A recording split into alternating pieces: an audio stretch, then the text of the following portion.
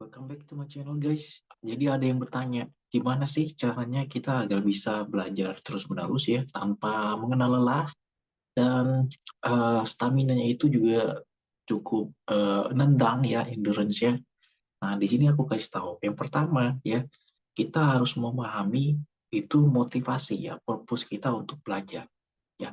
Misalkan nih, kalau misalnya ada orang yang kuliah ya atau dia acquire skill set tertentu hanya karena untuk mendapatkan sertifikat atau degree, tentunya motivasi akan berbeda dibandingkan dengan orang ya yang kalau dia itu belajar itu karena memang merasa itu sebagai sebuah kebutuhan ya, dan dia merasa kalau misalnya dia nggak belajar ya maka dia tidak bisa step out, dia akan sulit untuk compete di market ya, dan dia akan sulit sekali untuk berkembang dan sebagainya.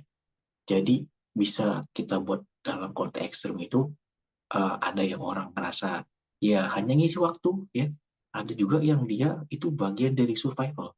Kalau dia nggak belajar ya kan nanti bakal sama dengan yang lain, dan akhirnya ya dia nggak akan bisa stand out.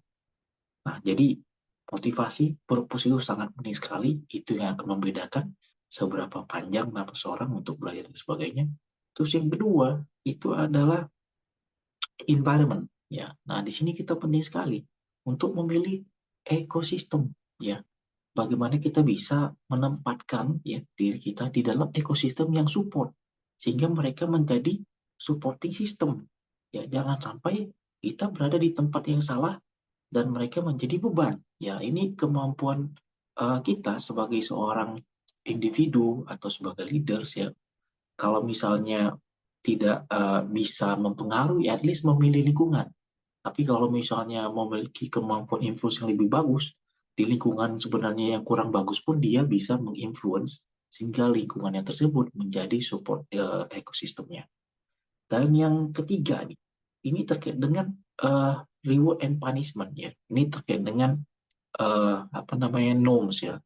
Jadi kita bisa memanage norms yaitu dengan cara mempersepsikan benefit ya, benefit dan juga misalkan tadi resiko dan sebagainya itu di awal. Jadi kita uh, semakin semangat ketika kita mendapatkan satu set skills baru ya, misalkan nih. Kalau kalau aku sih meng-acquire skill set baru misalkan untuk memahami deep learning ya atau NLP. Nah, itu ada benefit yang dipersepsikan dan ada benefit langsung didapat karena aku jalan usaha ya, dan ada project pengalaman yang kita dapatkan, portofolio dengan klien ya, kemudian networking. Nah, itu merupakan salah satu benefit ya, social benefit, dan juga tentunya absolutely itu adalah financial benefit juga di balik itu.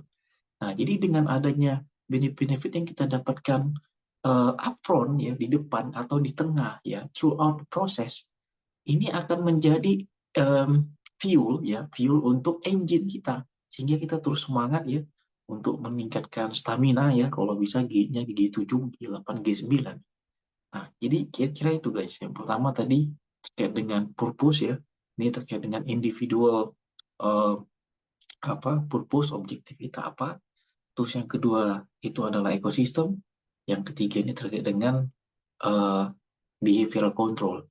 Ya, ini dijelaskan juga sebenarnya dari teori of planned behavior oleh Agent and Fishman. Jadi perilaku seseorang ya itu ditentukan berdasarkan intention, dan intention ya niat orang itu disebabkan tadi oleh faktor individual yang pertama, terus yang kedua faktor dari ekosistemnya environmental, dan yang ketiga itu faktor dari behavior control. Semoga bermanfaat.